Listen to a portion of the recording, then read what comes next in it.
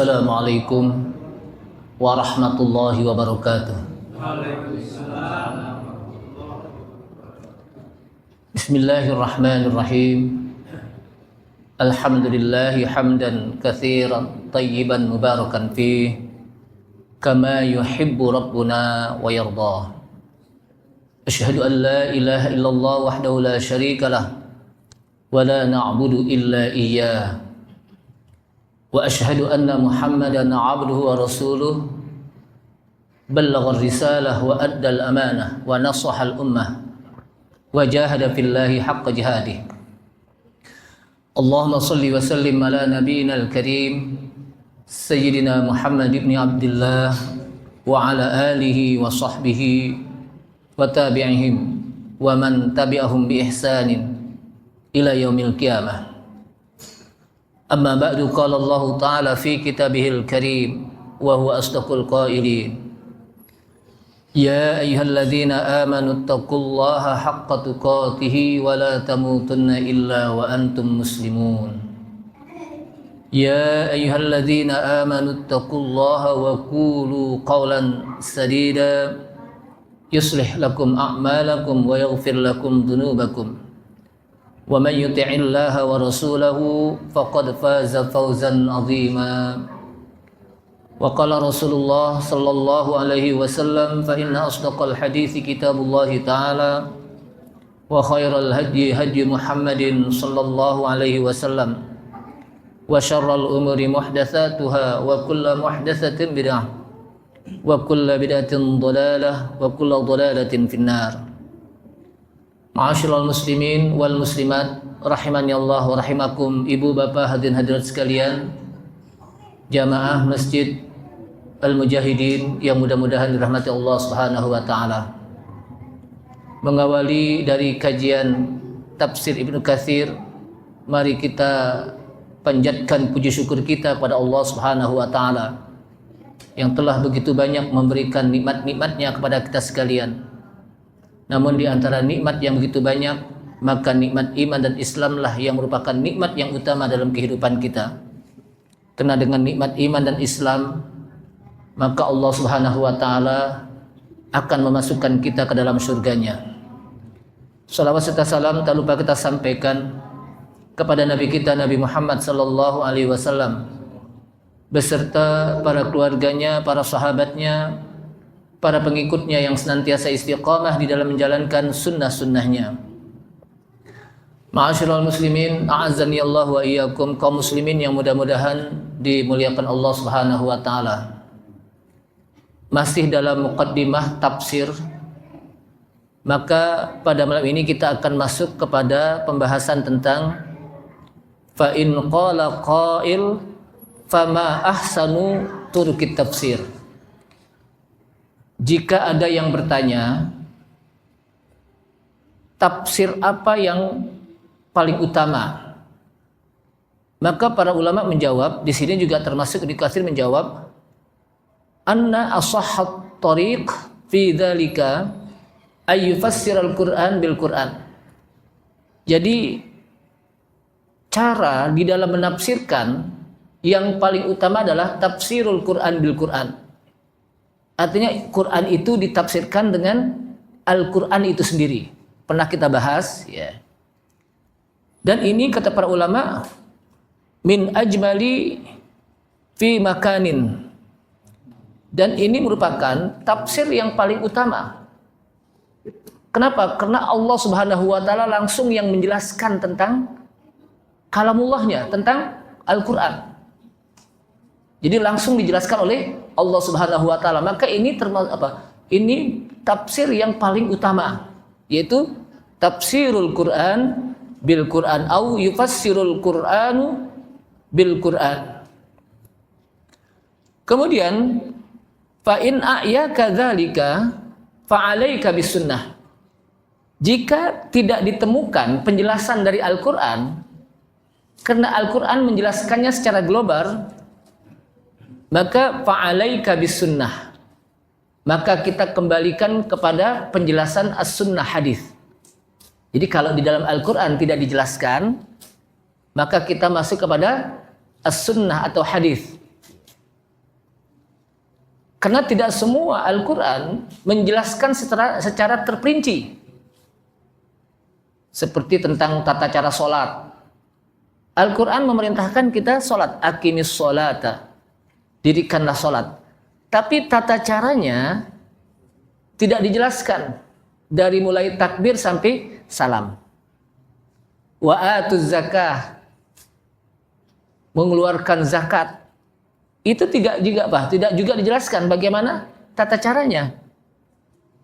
Maka fa'alaika bisunnah. Maka hendaklah kita kembalikan bagaimana penjelasan as-sunnah hadis. Kenapa? Fa innaha syarihatun lil Qur'an wa muwaddihah. Karena sunnah itu merupakan penjelas Al-Quran. Hadis itu penjelas Al-Quran. Syarah Al-Quran. Jadi Al-Quran itu disyarahkan, dijelaskan dengan hadis atau sunnah. Sehingga disebutkan oleh Al-Imam Syafi'i rahimahullah. Siapa Imam Syafi'i namanya? Abu Abdullah Muhammad bin Idris Asy-Syafi'i rahimahullah. Beliau mengatakan, kullu ma hakama bihi Rasulullah sallallahu alaihi wasallam fahuwa mimma fahimahu minal Qur'an. Ini kata Al-Imam Syafi'i rahimahullah. Yang namanya siapa? Abu Abdullah Muhammad bin Idris Asy-Syafi'i. Kita nama apa? Kita kenalnya cuma apa? Imam Syafi'i. Padahal namanya siapa? Muhammad bin Idris. Namanya Muhammad, bapaknya apa? Idris. Jadi Imam Syafi'i itu anak Pak Idris. Ya. Muhammad bin Idris Asy-Syafi'i. Apa kata beliau?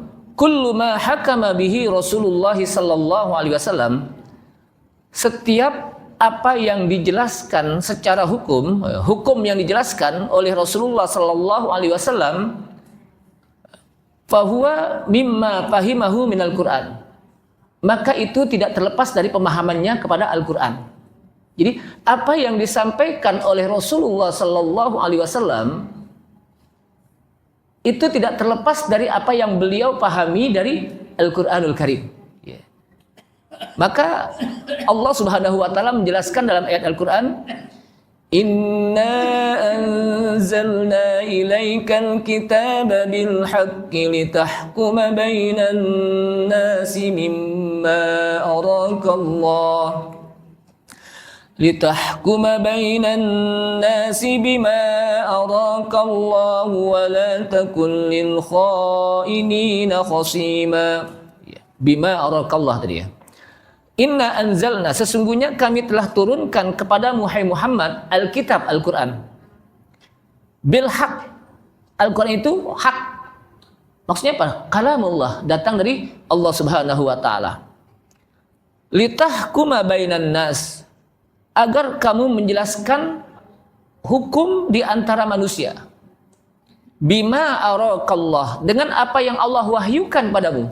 Jadi apa yang Allah Subhanahu wa taala wahyukan kepada Rasulullah SAW itu disampaikan oleh Rasulullah SAW melalui hadisnya. Wala takul lil khainina khasima, dan janganlah kamu menjadi orang yang penentang seperti orang-orang yang berkhianat.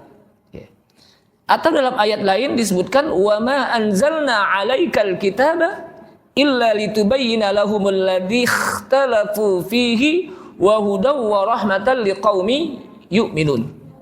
Dan tidaklah kami turunkan kepada Muhammad berupa Alkitab, Al-Quran, illa litubayyina lahum, kecuali agar kamu menjelaskan Quran tersebut kepada mereka, kepada manusia, alladzi ikhtalafu fihi, yang mereka perselisihkan di dalam Al-Quran.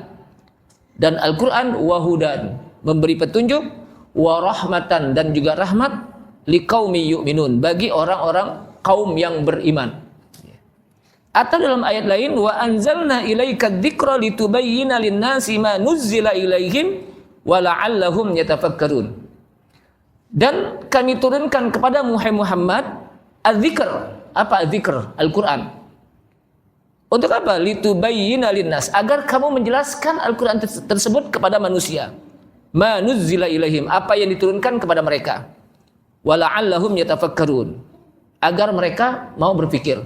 Jadi apa yang disampaikan oleh Rasulullah sallallahu alaihi wasallam itu juga tidak terlepas dari apa yang beliau pahami dari Al-Qur'an. Karena disebutkan dalam ayat lain, wa ma yantiqu 'anil hawa in huwa illa wahyu yuha. Dan tidaklah Rasulullah sallallahu alaihi wasallam berbicara kecuali berdasarkan wahyu dari Allah Subhanahu wa taala. Makanya disebutkan dalam hadis yang sahih, Rasulullah mengatakan, ala inni utitul Qur'an wa mislahu ma'ah. Ingatlah, kata Rasulullah, sesungguhnya saya diberikan Al-Quran wa misluhu ma'ah, dan seperti Al-Quran bersamanya. Maksudnya apa? Seperti Al-Quran bersamanya apa? Al-Hadis. Ya, jadi aku diberikan Al-Quran dan juga seperti Al-Quran yang mirip dengan Al-Quran, yaitu apa? Al-Hadis. Cuman maksudnya apa? As-Sunnah atau Al-Hadis. Cuman As-Sunnah tunazzalu alaihi bil wahyi kama yunazzalul Quran. Ya. Artinya, ya, As-Sunnah hadis diturunkan kepada Rasulullah berupa wahyu sebagaimana juga Al-Quran. Jadi bukan hanya Al-Quran berupa wahyu, tapi juga apa? Hadis juga berupa wahyu. Kan kita kan sering memahami hanya Quran saja sebagai apa? Wahyu. Padahal apa? Hadis juga apa? Sebagai wahyu. Maka kan ada yang dikenal dengan hadis apa? Hadis qudsi. Ya. Karena orang kebanyakan memahami yang namanya wahyu itu hanya berupa Al-Quran. Padahal kalau kita lihat dari hadis ini, ala inni utitul Quran wa misluhu ma'ah. Ingatlah, sesungguhnya aku diberikan Al-Quran dan seperti apa Al-Quran. Maksudnya apa? As-Sunnah. Maksudnya apa? Tunazzalu alaihi bil wahyi kama yunazzalul Quran. Jadi diturunkan kepada Rasulullah Al-Quran berupa apa? Diturunkan kepada Rasulullah As-Sunnah sebagaimana juga diturunkan Al-Quran.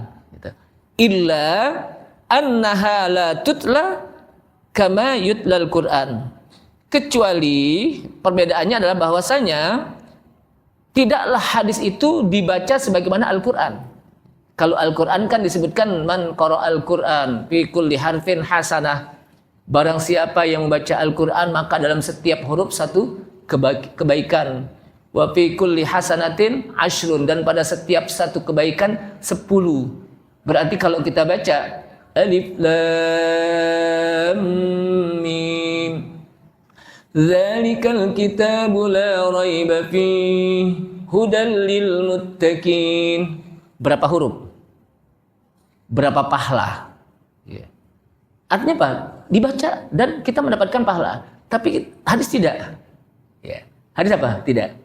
Berbeda dengan Al-Quran. Makanya disebutkan dalam apa? Definisi para ulama, Al-Quran kalamullah. Ya. Al-Quran apa? Kalamullah al-munazzal ila nabiyina Muhammadin sallallahu alaihi wasallam, yang diturunkan kepada nabi kita Nabi Muhammad sallallahu alaihi wasallam, ya, al-muta'abbad bitilawatihi, dan menjadi sebuah ibadah kalau kita membacanya, al-mutawatir biriwayatihi, dan mutawatir riwayat hadis riwayat Al-Qur'an. Jadi Al-Qur'an itu mutawatir. Apa sih mutawatir? Ma rawathul jamaah, diriwayatkan oleh setiap generasi, ya. Setiap generasi itu meriwayatkan tentang Al-Quran sehingga tidak ada yang salah. Sehingga Al-Quran yang kita baca juga apa yang dibaca oleh Rasulullah SAW dengan para sahabat, para ulama tabi'in, para atba'ut tabi'in. Kenapa? Karena setiap generasi mereka meriwayatkan bahwa inilah bacaan Al-Quran, sama. Ya. Nggak ada apa perbedaannya. Jadi perbedaannya seperti itu antara As-Sunnah dengan Al-Quran tadi. Kemudian wa qad istadalla al-Imam Syafi'i rahimahullah wa ghairuhu minal a'immah ala dzalika bi adillatin katsirah. Jadi Al-Imam Syafi'i rahimahullah dari sini mengambil dalil bahwa tafsir setelah Al-Quran adalah tafsirul Quran, setelah itu adalah tafsirul Quran bis sunnah. Jadi pertama tafsirul Quran bil Quran, yang kedua tafsirul Quran bis sunnah, mengambil dari ayat yang tadi dan juga hadis Rasulullah sallallahu alaihi wasallam. Kemudian wal gharad an-natat apa? Kalau terjadi sesuatu yang tidak didapati dalam hadis gitu. Kata para ulama, fa illam tajidhu, apabila tidak didapatkan dari apa? Hadis, maka kita kembali kepada asar sahabah. Asar sahabat, pendapat para sahabat. Sebagaimana disebutkan dalam hadis, Rasulullah sallallahu alaihi wasallam pernah mengutus Mu'ad bin Jabal ke Yaman. Sebelum diutus, maka Mu'ad bin Jabal ditanya oleh Rasulullah SAW, "Fima tahkum?" Dengan apa kamu berhukum? Qala bi kitabillah. Berhukum berdasarkan Alkitab, Al-Quran. Jadi berdasarkan apa maksudnya? Kamu berhukum. Qala bi kitabillah, berdasarkan dengan kitabullah, Al-Quran. Kemudian ditanya lagi, fa ilam tajid, kalau kamu tidak mendapatkan dalam Al-Quran, kata Rasulullah SAW, qala bi sunnati Rasulillah, aku berhukum berdasarkan sunnatu Rasulillah, hadis Rasulullah SAW.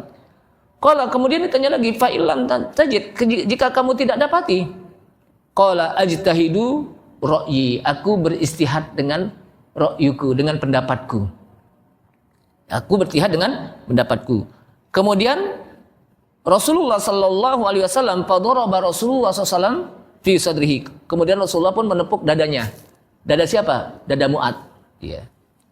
Kemudian beliau mengatakan, Rasulullah SAW mengatakan, alhamdulillahilladzi waffaqa Rasulillahi lima yarda Rasulullahi. Jadi alhamdulillah, segala puji bagi Allah yang telah memberikan taufik, waffaqa, telah memberikan taufik kepada Rasulillah, utusan Rasulullah. Siapa utusan Rasulullah sini? Mu'ad. Ya. Jadi Mu'ad itu adalah Rasulillah, utusan Rasulullah SAW bagi apa yang Rasul ridho. Rasul apa? Ridho. Kemudian di sini juga apa? Lima yarda Rasulullah. Jadi Allah ridho kepada Rasulnya dan Rasul pun ridho kepada Allah Subhanahu wa taala. Nah, dari sini idza lam tajid tafsir bil Quran wala fis sunnah faraja'na fi dzalika ila aqwalis sahabah jadinya. Nah, dari sini apabila tidak didapatkan tafsir Al-Qur'an, ditafsirkan dengan Al-Qur'an, atau Al-Qur'an tidak didapatkan dengan penafsiran As-Sunnah, faraja'na ila dzalika, kita kembalikan kepada aqwalis sahabah, kepada pendapat para sahabat. Kenapa? Kok sahabat diberikan juga wewenang untuk kita boleh mengambil tafsir kepada apa? Para sahabat. Maka Ibnu Katsir mengatakan, fa innahum adra bidzalika lima syahidu minal qara'ini wal ahwalil lati ikhtas. Karena mereka adalah, kata ulama apa? Kata Ibnu Katsir, karena mereka adalah orang yang paling tahu sahabat itu. Setelah Rasulullah apa? Sahabat. Sebab mereka menyaksikan bagaimana peristiwa-peristiwa ketika turunnya Al-Quran. Dan mereka juga bersama Rasulullah pada waktu-waktu tertentu. Sehingga mereka apa? Tahu tentang apa? Al-Quran setelah Rasulullah Sallallahu Alaihi Wasallam. Walima lahum minal fahmit tami wal ilmi sahih. Dan karena mereka juga, kata Ibnu Katsir, karena mereka juga memiliki pemahaman yang sempurna tentang Al-Quran. Jadi para sahabat itu memahami Al-Quran sangat sempurna. Mereka juga memiliki al-ilmi sahih, ilmu yang sahih, yang benar. Karena mereka langsung mendapatkan penjelasan dari Rasulullah SAW. Wal amali soleh, dan mereka juga memiliki amal yang soleh, amal soleh. Jadi mereka apa? Bukan hanya paham Al-Quran, tapi juga mereka amalkan langsung Al-Quran. La siyama ulama'uhum wa kubara'uhum, apalagi ulama-ulamanya para sahabat. Ya. Para tokoh sahabat seperti al-a'immah al-arba'ah. Imam-imam yang 4, al-khulafa'ur rasyidin, yaitu Abu Bakar As-Siddiq, Umar bin Khattab, Utsman bin Affan, dan Ali bin Abi Thalib radhiyallahu anhum wa ardahum. Ya. Mereka adalah orang-orang yang memiliki pemahaman Al-Quran yang sangat sempurna, memiliki ilmu yang sahih, mereka juga memiliki amal yang soleh. Jadi bukan hanya sekadar ilmunya, tapi juga amal soleh. Kenapa? Karena langsung mereka praktekkan apa yang diturunkan oleh Allah SWT berupa apa? Al-Quran. Kemudian termasuk juga di sana al-a'immah al-muhtadin, imam-imam yang diberikan petunjuk oleh Allah Subhanahu wa taala. Para sahabat seperti Abdullah bin Mas'ud radhiyallahu anhu. Ya, Abdullah bin Mas'ud yang dikenal dengan Ibnu Mas'ud. Dan ini banyak meriwayatkan hadis Ibnu Mas'ud ya. Radhiyallahu anhu, di mana Ibnu Mas'ud disebutkan dalam riwayat Masruq, salah seorang tabi'in namanya Masruq, qala, dia mengatakan bahwa Ibnu Mas'ud telah mengatakan walladzi la ilaha ghairuhu, demi yang tidak ada ilah kecuali hanya Allah Subhanahu wa taala, ma nuzilat ayatun min kitabillah, tidaklah ayat Al-Qur'an diturunkan, tidaklah satu ayat dari ayat Al-Qur'an diturunkan illa wa ana a'lam, kata Ibnu Mas'ud, kecuali saya tahu.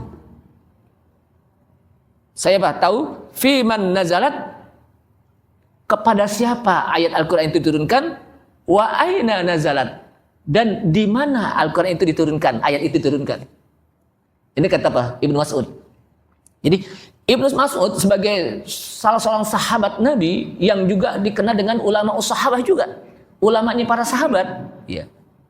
Dia mengatakan bahwa walladzi la ilaha ghairuhu, demi yang tidak ada ilah kecuali hanya Allah, ma nuzilat ayatun min kitabillah, tidaklah satu ayat diturunkan dari kitab Allah kecuali wa ana a'lam, kecuali saya tahu tuh.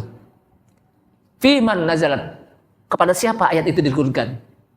Wa aina nazalat, dan di mana ayat itu diturunkan, kata Ibnu Mas'ud.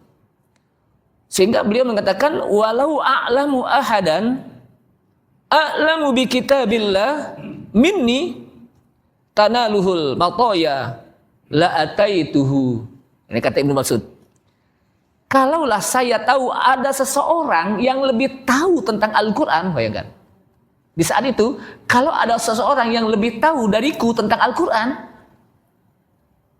niscaya aku akan datangi orang tersebut. Bener gak gitu? Jadi apa? Sampai begitunya para sahabat tuh. Karena mereka adalah orang-orang yang langsung dibina oleh Rasulullah SAW. Langsung mereka dididik oleh Rasulullah SAW. Dijelaskan Al-Quran. Maka disebutkan di sini Ibnu Mas'ud menyebutkan kana rajulu minna, adalah orang-orang dari kami, yaitu sahabat, di antara kami orang-orang, idza ta'allama 10 ayatin, apabila belajar Al-Quran baru 10 ayat. Jadi Al-Quran 10 ayat, lam yujawizhunna, kami tidak akan lewatin dulu. Enggak apa-apa, enggak langsung pindah. Ketika sahabat belajar 10 ayat enggak langsung pindah, tidak kami lewati, hatta ya'rifa ma'anihinna, sampai mereka mengenal makna-maknanya, paham maknanya. Wal amal bihinna, dan sampai bisa mengamalkan ayat tersebut. Jadi para sahabat, mereka belajar Al-Quran itu nggak langsung khatam, tidak. Mereka tadriji, berangsur-angsur. Sehingga disebutkan, kalau kami belajar 10 ayat, kami tidak akan lewatin dulu. Sebelum kami paham isi ayat tersebut, dan sebelum kami mengamalkannya. Jadi, kenapa mereka ayat Al-Quran itu sampai mendarah daging?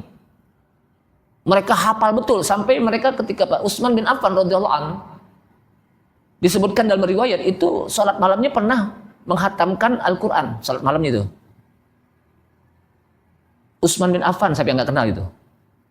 Menghafal. Karena mereka memang Al-Quran sudah, kalau bahasa kita bukan di luar kepala ya. Kalau kita mungkin di luar kepala ya. Nggak masuk-masuk gitu ya. Mereka betul-betul sudah apa? Mendarah daging terhadap Al-Quran. Udah apa? Gacel deh kalau bahasa orang Betawi, gacel baca Al-Quran. Kenapa? Tiap hari dibaca.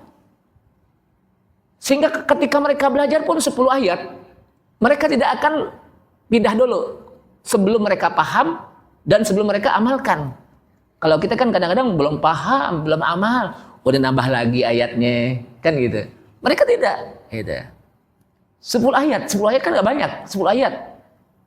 Sedikit tadriji. Ini yang disebut dengan metode belajar Al-Quran itu kita pahami dulu.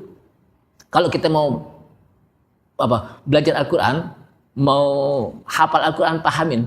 Orang yang paham Al-Quran lalu dia hafal itu lebih mudah ketimbang orang yang nggak paham Al-Quran lalu dihafalin. Kenapa? Kadang-kadang ada hurufnya yang salah. Ya.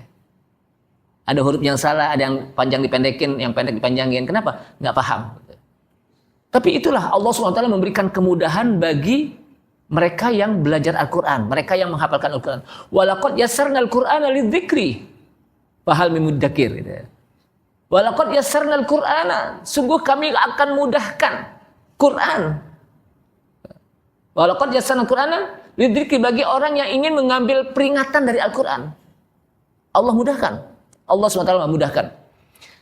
Kemudian jamaah sekalian rahimakumullah, para sahabat disebutkan di sini dalam hadis lain, dalam riwayat lain, ya, mereka langsung mendapatkan penjelasan dari Nabi Shallallahu Alaihi Wasallam. Wa kanu idza ta'allamu 10 ayatin, adalah mereka apabila belajar Al-Quran 10 ayat, lam yakhlifuha, mereka tidak akan nambah dulu, hatta ya'malu bima fiha, sampai mereka bisa memahaminya dan mengamalkannya. Ya. Sampai bisa memahaminya dan mengamalkannya. Nah, salah satu dari sahabat yang dikenal di dalam ilmu tafsir, ya, dalam dunia tafsir, ya, di samping Ibnu Mas'ud adalah Ibnu Abbas. Ya. Jadi Ibnu Abbas, di samping Ibnu Mas'ud Ibnu Abbas. Ibnu Abbas itu dikenal dengan Al-Hibrul Bahru, tintanya lautan. Siapa itu? Ibnu Abbas, yang namanya Abdullah bin Abbas. Ya.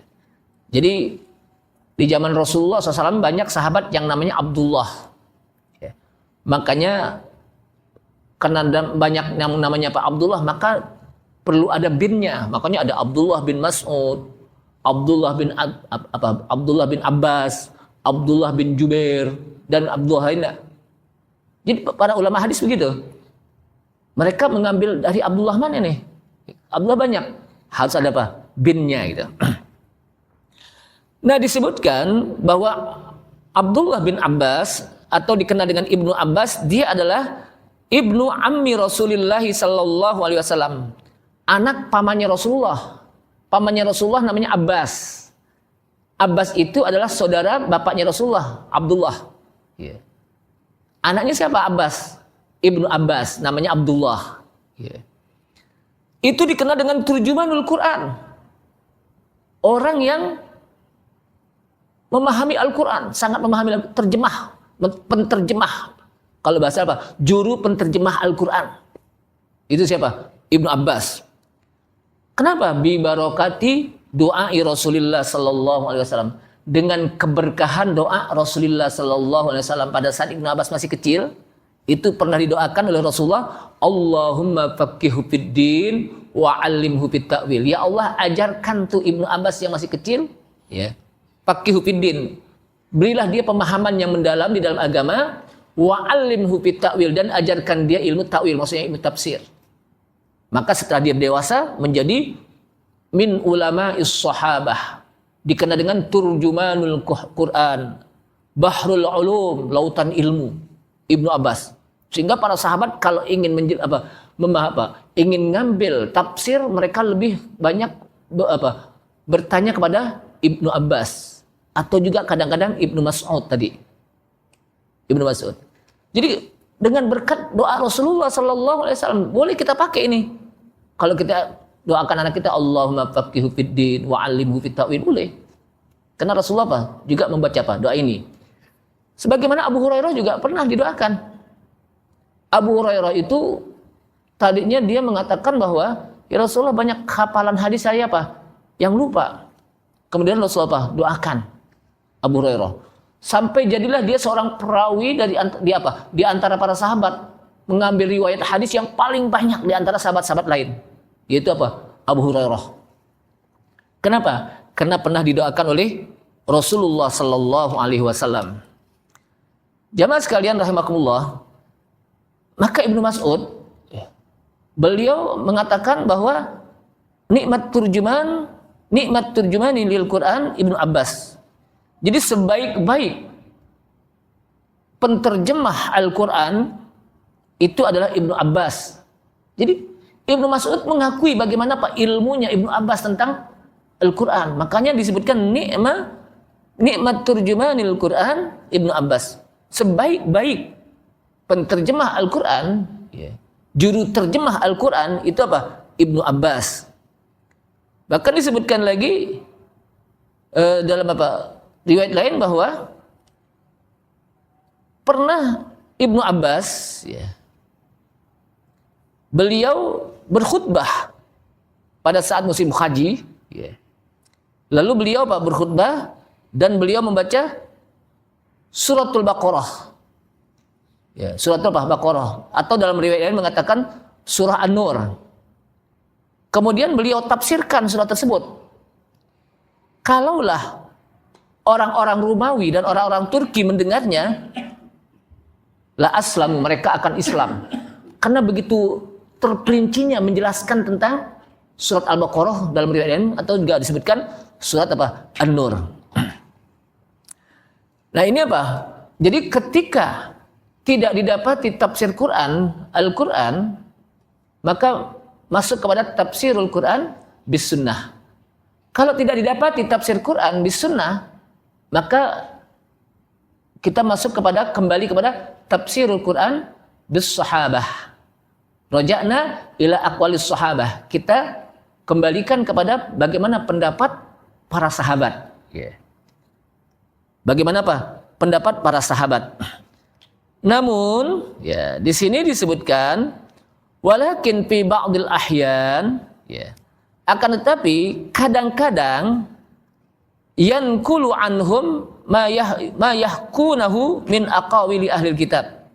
Disebutkan kadang-kadang sebagian dari mereka itu mengambil mengambil periwayatan dari pendapat atau riwayat-riwayat ahlul kitab yang dikenal dengan Israiliyat. Kan ada riwayat Israiliyat gitu ya.